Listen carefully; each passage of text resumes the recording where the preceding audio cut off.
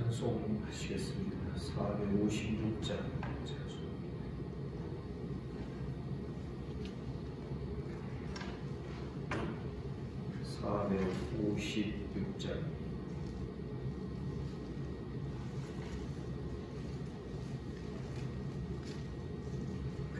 거진 세상에서 실패하거든 그 소모 자국 만져라.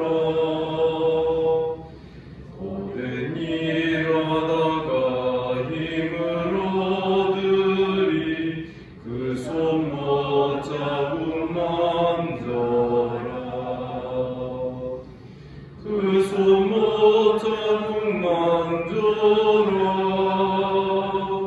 그 소모 자국 만져라.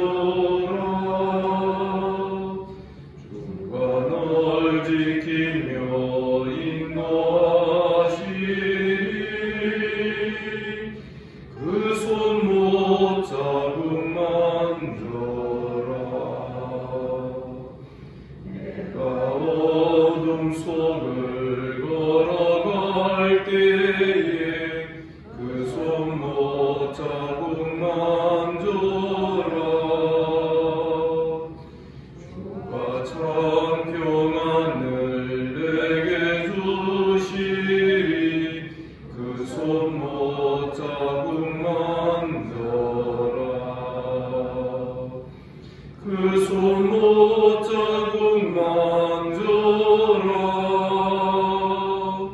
그 소모 자국 만져라.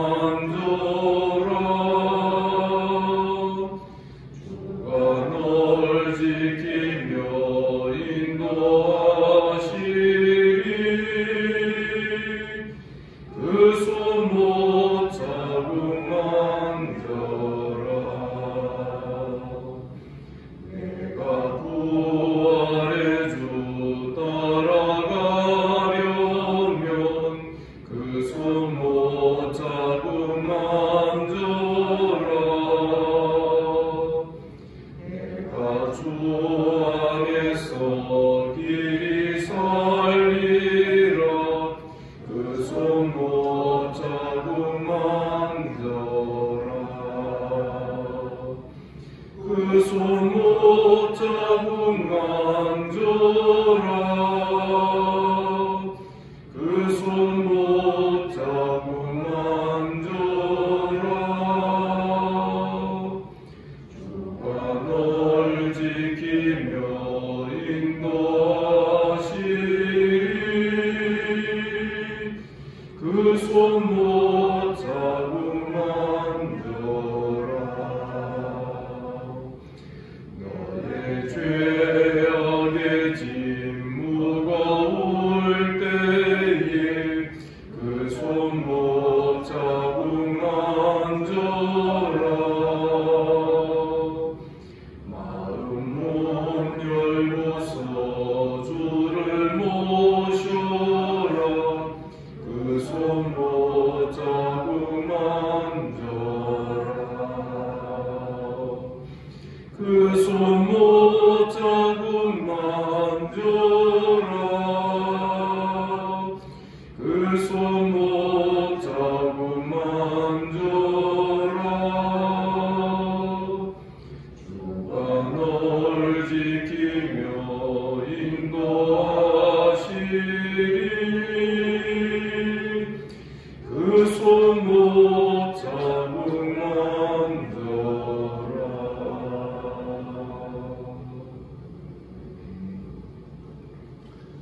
반갑습니다. 우리 주님께서 이 아침에 우리를 이 자리로 불러주신 줄 믿습니다. 사도신경으로 신앙 고백드립니다. 나는 전능하신 아버지 하나님 천지의 창조주를 믿습니다. 나는 그의 유일하신 아들 우리 주 예수 그리스도를 믿습니다. 그는 성령으로 잉태되어 동정녀 마리아에게서 나시고 본디오 빌라도에게 고난을 받아 십자가에 못 박혀 죽으시고 장사된 지 사흘 만에 죽은 자 가운데서 다시 살아나셨으며 하늘에 오르시어 전능하신 아버지 하나님 우편에 앉아 계시다가 거기로부터 살아있는 자와 죽은 자를 심판하러 오십니다. 나는 성령을 믿으며 거룩한 공교회와 성도의 교제와 죄를 용서받는 것과 몸의 부활과 영생을 믿습니다. 하나님 말씀 출애굽기 5장 22절에서 6장 13절까지 교독하겠습니다.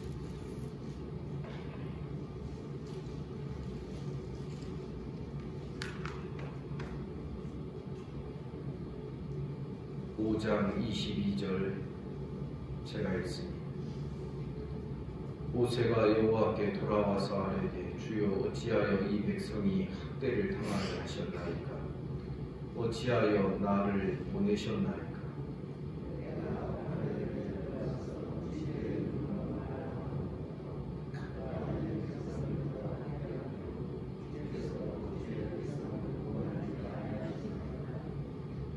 여호와께서 모세에게 이르시되 이제 내가 바로에게 하는 일을 내가 보리라. 강한 손으로 말미암아 바로가 그들을 보내리라. 강한 손으로 말미암아 바로가 그들을 그의 땅에서 쫓아내리라.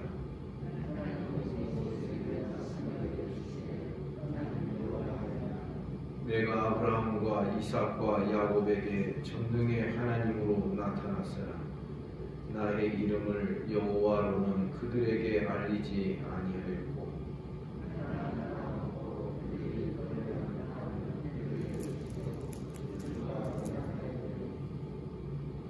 이제 애굽 사람이 종으로 삼은 이스라엘 자손의 신음소리를 내가 듣고 나의 언약을 기억하노라.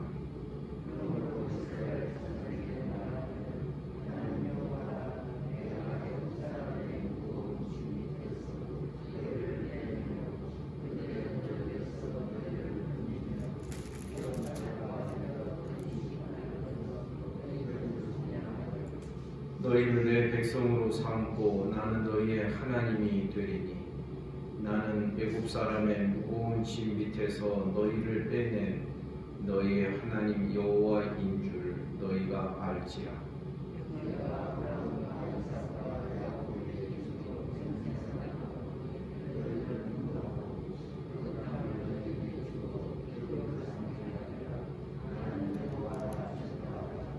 모세가 이와 같이 이스라엘 자손에게 전하나 그들이 마음의 상함과 가혹한 노역으로 말미암아 모세의 말을 듣지 아니하였다. 들어가서 애굽 왕 바로에게 말하여 이스라엘 자손을 그 땅에서 내보내게 하라.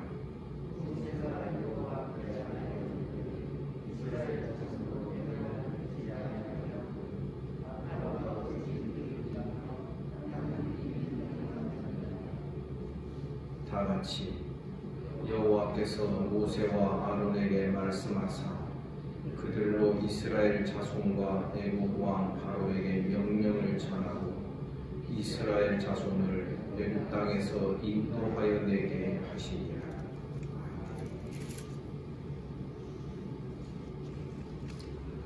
하나님의 명령을 따라서 모세는 아론과 함께 바로를 처음 만났습니다. 어제 본문이 되겠습니다. 처음 만난 자리에서 바로의 반응은 너무나도 냉담한 것이었습니다. 여호와가 누구이기에 하나님을 완전히 무시해버리는 거죠. 그리고 이스라엘 자손들에게 부과되는 노역의 양을 더 증가시켰습니다. 전에는 지푸라기나 재료를 주고 벽돌을 만들게 하였는데 이제는 지푸라기, 이 재료까지 너희가 다 수집해다가 가져다가 동일한 양의 벽돌을 만들라는 것입니다. 그러자 이스라엘 자손들이 원망하기 시작했고 또 모세도 하나님을 원망하는 내용이 오늘 본문에 기록이 되어 있습니다. 우리는 애굽에서 이스라엘이 당한 이 노역과 종살이를 로마서 6장의 말씀을 비추어서 해석을 하면 오늘날 우리 경우로 말하면 죄의 종노릇하고 바로에게 종노릇한 것은 사단과 마귀의 종노릇하며 그 악한 영을 따라 살아가는 그런 삶을 의미하는 것입니다. 마귀는 우리를 자유롭게 놓아주지 않으려고 끝까지 우리를 끈으로 묶어서 한 가닥 끈이라도 우리를 묶어두려고 그렇게 애를 쓰는 과정을 우리는 바로의 태도에서 앞으로도 보게 될 것입니다. 그러나 문제는 뭐냐면 바로의 태도보다도 바로의 태도에 대한 이스라엘 자손과 모세의 태도가 더 문제가 되는 것입니다.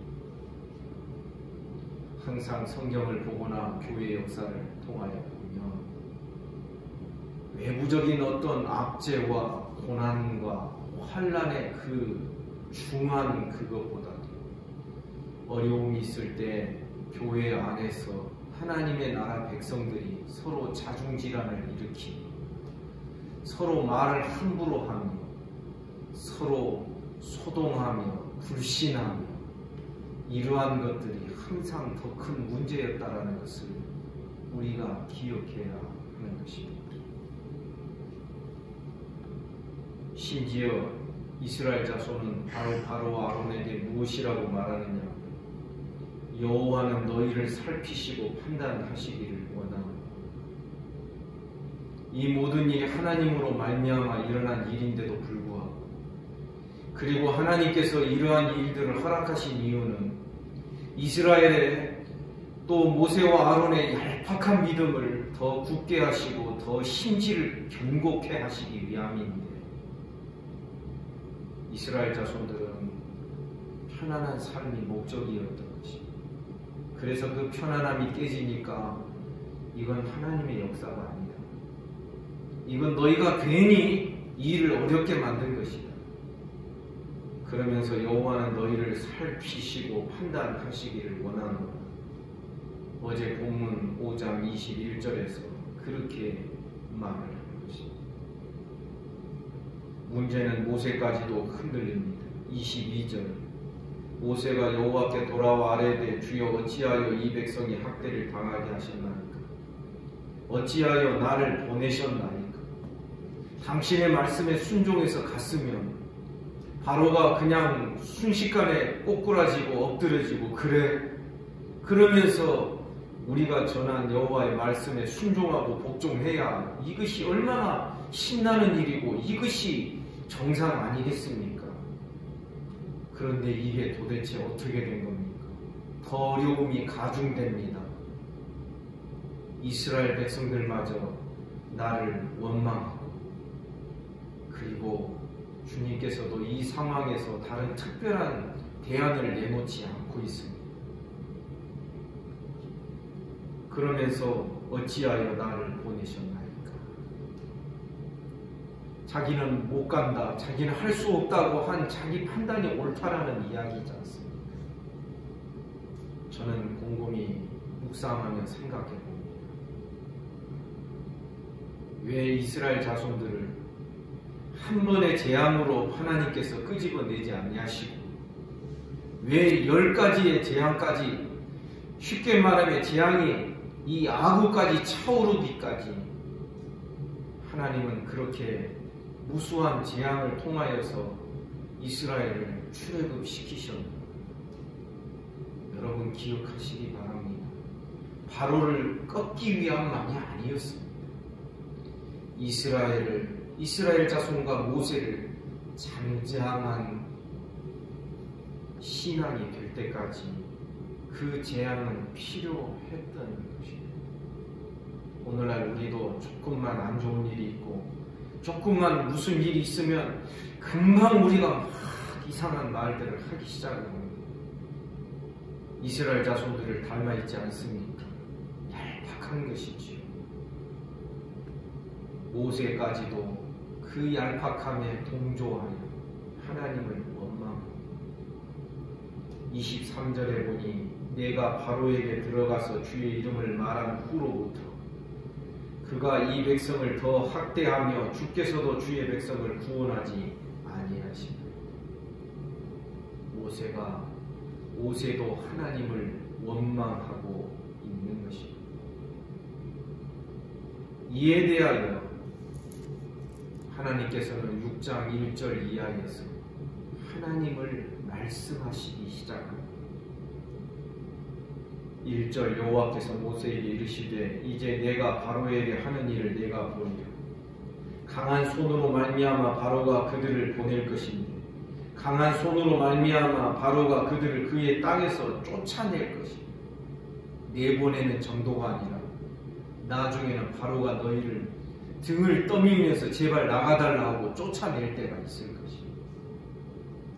지금 상황에서 이런 일이 일어날 수 있겠습니까? 그러나 사랑하는 성도 여러분, 하나님은 모세의 말에 일일이 다 대응하지 않습니다. 그거 보십시오. 제가 뭐라고 했습니까? 이에 대하여 모세를 책망하거나 그러지 아니하십니다. 하나님께서 어떤 일을 행하실 것인지를 하나님을 바라보게 하십니다. 2절에 보니 하나님이 모세에게 또 말씀하여 이르시면 나는 여호와이니라. 나는 여호와이니라. 3절에 보면 내가 아브라함과 이삭과 야곱에게 전능의 하나님으로는 나타났어. 전능의 하나님 엘 샤다이.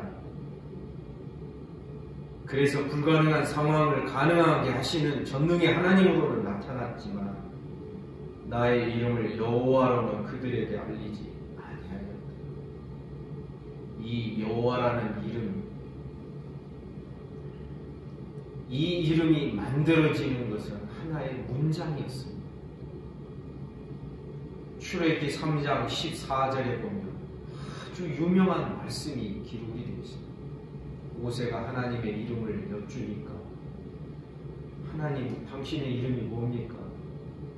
이스라엘 백성들이 나를 보내신 그 하나님의 이름이 뭐냐? 왜냐하면 하나님이라는 엘로힘이라는 단어는 일반 명사입니다. 일반 명사.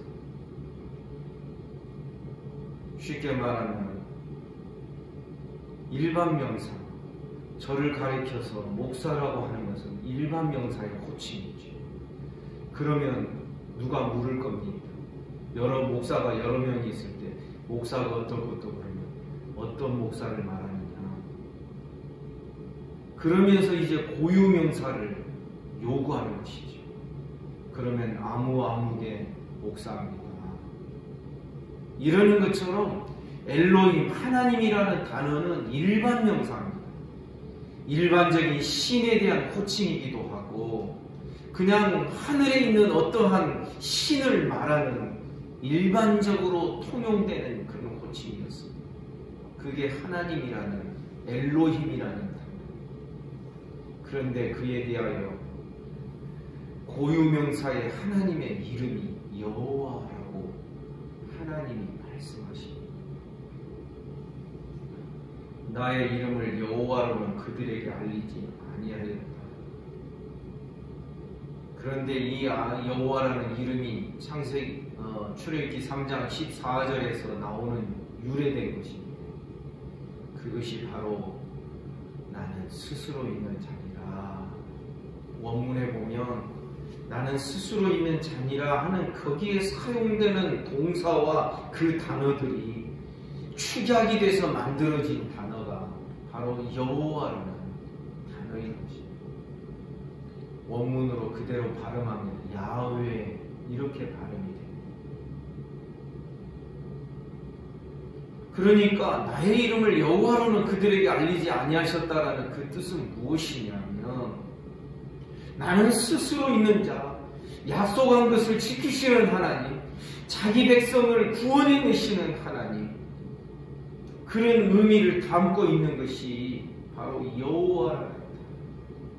그래서 사실은 우리도 이제는 하나님이 우리에게는 고유명사처럼 되어 있지만, 여러분 가끔 기도하실 때 여호와여 한번 불러보시기 바랍니다.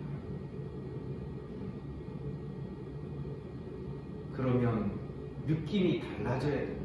여호와, 모든 일을 지어 성취하시는 여호와. 예레미야 33장에 나오는 표현 아닙니까? 그 여호와 하나님이 어떤 분이시라고 4절에서 말하느냐? 가나안 땅 그들이 거류하는 땅을 그들에게 주기로 그들과 언약하였대. 자기 백성과 언약하시는 하나님이 여호와이십니다. 3절 이제 애굽 사람이 종으로 삼은 이스라엘 자손의 신음소리를 내가 듣고 나의 언약을 기억하노라. 당신의 백성의 신음소리를 듣고 그 백성들과 맺은 언약을 기억하시는 하나님이 여호와 하나님이십니다. 여러분, 우리 하나님은 우리 신음소리를 들으시는 하나님이신 줄 믿습니다. 그리고 우리와 맺은 언약을 끝까지 기억하시고 지켜가시는 하나님이신 줄 믿습니다. 6절에서 또 반복하여 말씀합니다. 그러므로 이스라엘 자손에게 말하기를 나는 여호와 내가 애굽 사람의 무거운 짐 밑에서 너희를 빼내며 너희의 노역에서 너희 건지며 편팔과 여러 큰 심판으로서 너희를 속량해 내며 7절 너희를 내 백성으로 삼고 나는 너희의 하나님이 될 것이다. 이스라엘을 구원해내고 속량해내고 출애굽시켜서 너희를 내 백성 삼고 나는 너희의 하나님이 된다. 이게 바로 여호와께서 하시는 일입니다. 이것이 바로 여호와라는 그 단어가 만들어지게 되는, 나는 스스로 있는 자니라. 나는 될 것이다. 내가 되고자 하는 대로. 나는 내가 하고자 하는 일들을 할 것이다. 나는 존재한다. 내가 원하는 방식으로. 하나님에 대하여 그러한 어떤 해석이 들어갈 수 있는 그런 표현이 나는 스스로 있는 자니라. 이 문장 안에 들어있는데 이것을 축약해서 뽑아낸 단어가 바로 여호와라는 단어인 것입니다. 너희의 하나님 여호와인 줄 너희가 알게 될 것이다. 나는 내가 하고자 하는 일을 반드시 행하는 하나님 여호와이신 줄을 너희가 알게 될 거라는 것입니다. 여러분 믿습니까? 그가 한번 정하시면 누가 그것을 거스릴 수 있습니까? 그가 닫으면 열 자가 없고 그가 열면 닫을 자가 없는 전능하신 하나님 여호와 하나님, 이 하나님을 믿음으로 꽉 붙들며 의지하는 우리의 견고한 신앙 되기를 주님의 이름으로 축복합니다. 8절에 보니 내가 아브라함과 이삭과 야곱에게 주기로 맹세한 땅으로 너희를 인도하고 그 땅을 너희에게 주어 기업을 삼게 하리라. 나는 여호와라 하신다. 여러분 이 문장에서 오늘 본문에서 여호와 단어가 모두 4번이나 반복해서 나옵니다. 우리 기억해야 됩니다. 우리 하나님은 우리와 맺은 언약을 영불변하여 다 지켜내시는 하나님이신 줄 믿습니다. 그 하나님 앞에서 얄팍하게 어려움이 좀 있다고 촐랑대고 있고 막 원망하고 함부로 말하는 이스라엘 자손이나 모세의 모습을 한번 그려보시길. 우리도 곧잘 그럴 수 있는 사람들이기 때문에 그렇습니다. 조금만 어려움이 있고 조금만 생각대로 안 되면은 그냥 화가 나고 분기탱천하고 말을 함부로 하고 그것 봐라 내가 뭐라고 했느냐 내 이럴 줄 알았다. 여러분, 우리가 얼마나 얄팍한 사람들이 되어 있는지를 우리는 성경을 통하여서 거울 비추듯이 이스라엘 자손과 모세의 태도에서 우리의 모습을 볼 수 있어야 하는 것입니다. 그런데 9절에 보니 모세가 이와 같이 이스라엘 자손에게 전하나 그들이 마음의 상함과 가혹한 노역으로 말미암아 모세의 말을 듣지 아니하였다. 사람이 마음이 상하면 자기가 그 상한 마음이 주인이 되기 시작합니다. 그러면요, 어떠한 말씀도 귀에 들어오지 않습니다. 그러면 하나님께서 그를 어떻게 다루실까요? 말을 듣지 않고 말씀을 듣지 않으면 말씀으로 다루는 것을 그만두시고 이제는 고난을 통하여 다루기 시작하십니다. 환경을 통하여 다루기 시작하십니다. 그게 고난이고 그것이 환난인 것입니다. 그것이 바로 계속 이어지는 10가지 재앙 속에 들어있는 하나님의 뜻이기도 하는 것입니다.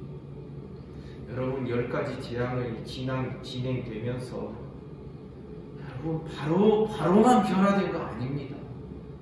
바로는 끝까지 변화되기를 거부합니다. 그런데 이 재앙이 한 가지, 두 가지 진행되면서 변화되는 게 있습니다. 모세가 어찌하여 나를 보내셨나이까 하는 말을 내리기 시작합니다. 그 말을 더 이상 안 하는 시점이 오게 됩니다. 그리고 이스라엘 자손도 모세를 원망하였던 그 원망의 말들을 잠잠해지고 그 말이 그쳐지는 시기가 오게 됩니다. 이 10가지 재앙의 진행을 통하여서 여러분, 우리는 그 재미난 광경을 볼 수 있어야 하는 것입니다.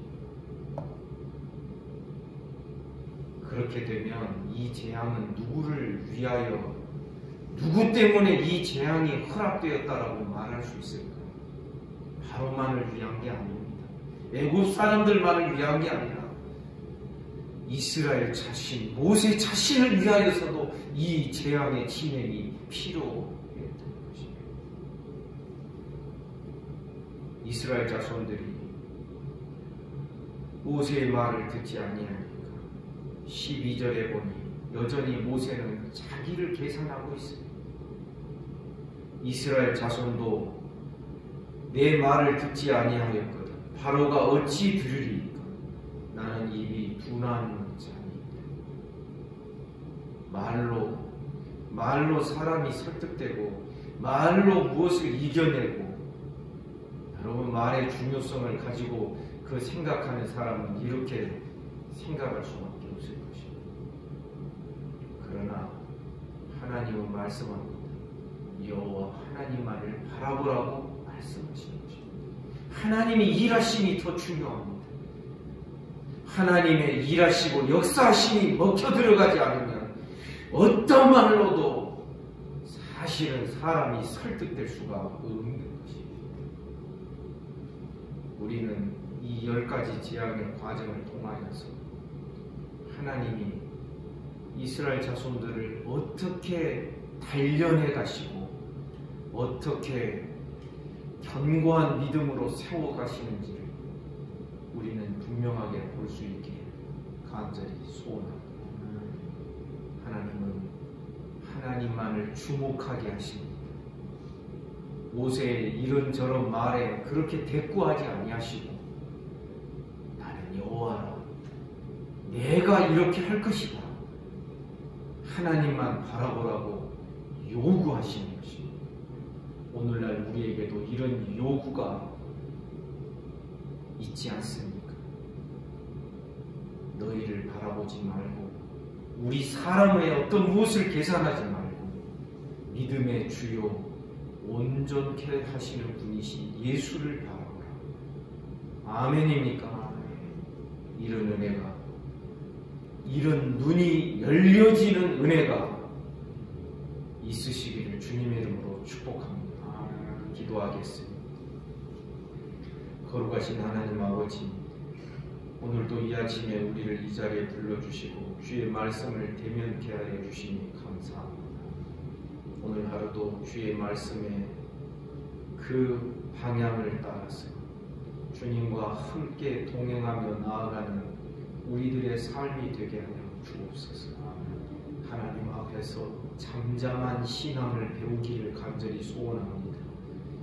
함부로 내 생각, 얄팍한 생각으로 아버지 하나님 촐랑거리는 우리가 되지 않게 하시고 날마다 주님을 깊이 묵상하고 주님 말을 깊이 의지하는 우리의 신앙으로 나아가도록 축복하여 주시옵소서. 주님, 오늘도 새날 주시니 감사합니다.